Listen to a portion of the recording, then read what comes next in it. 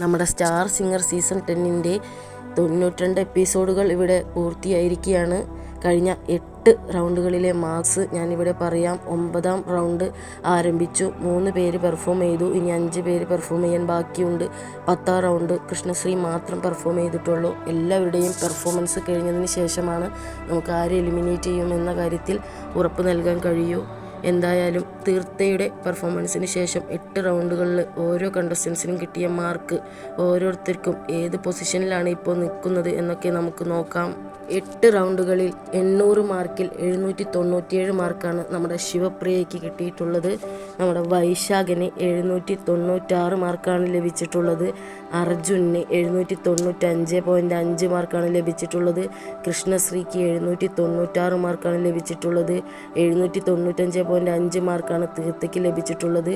796 മാർക്കാണ് നമ്മുടെ വിധുരാജിന് ലഭിച്ചിട്ടുള്ളത്. 795.5 മാർക്കാണ് നമ്മുടെ സൂര്യനാരായണന് ലഭിച്ചിട്ടുള്ളത്. 793.5 മാർക്കാണ് നമ്മുടെ ദിൽരാജിന് ലഭിച്ചിട്ടുള്ളത്. നിലവിൽ നമ്മുടെ പോയിന്റ് ടേബിൾ നോക്കിക്കഴിഞ്ഞാൽ തന്നെ നമുക്കറിയാം, 1ാം സ്ഥാനം 791 മാർക്കോടെ നമ്മുടെ ശിവപ്രിയയ്ക്കാണ് കിട്ടിയിട്ടുള്ളത്. 796 മാർക്കോടെ 2ാം സ്ഥാനം കൃഷ്ണശ്രീക്കും, 3ാം സ്ഥാനം വിധുരാജിനും, 4ാം സ്ഥാനം വൈശാഖിനുമാണ് ലഭിച്ചിട്ടുള്ളത്. ഗോൾഡൻ സ്റ്റാറുകളുടെ എണ്ണത്തിനനുസരിച്ചാണ് സ്ഥാനങ്ങൾ ഒരേ മാർക്ക് വരുമ്പോൾ നിശ്ചയിക്കുന്നത്.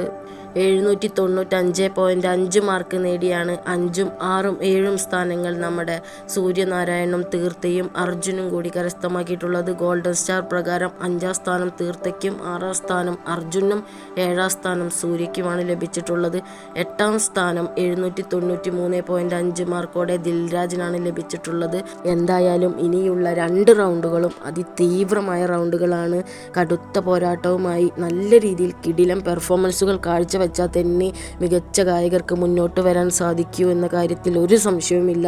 ഇപ്പോൾ തന്നെ ഏകദേശ ധാരണയുണ്ട് ആരൊക്കെ ഔട്ടാവും, ആരൊക്കെ വോട്ടിംഗ് ലിസ്റ്റിൽ വരും, ആരൊക്കെയാണ് ടോപ്പ് 5 എന്നൊക്കെ ഒരു ധാരണ എല്ലാവർക്കും കിട്ടിക്കാണും.